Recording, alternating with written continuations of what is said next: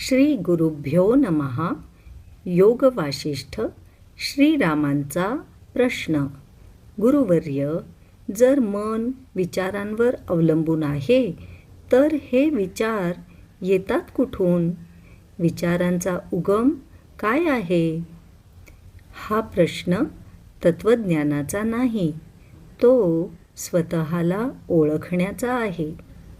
वशिष्ठ म्हणतात, राम, विचार बाहेरून येत नाहीत, ते अज्ञानातून उगवतात. ते पुढे सांगतात, जिथे मी देह आहे, मी कर्ता आहे, मी भोगकर्ता आहे, अशी समज आहे, तिथे विचारांची साखळी सुरू होते.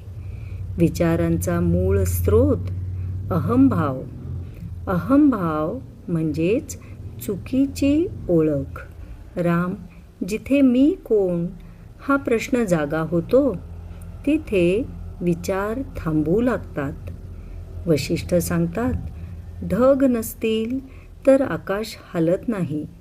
तसं अज्ञान नसेल तर विचार उरत नाहीत. विचार मारायचे नसतात, त्यांची मुळं ओळखायची असतात. मुळं कोरडी पडली तर झाड आपोआप कोमेजतं. हरिओम तत्सत.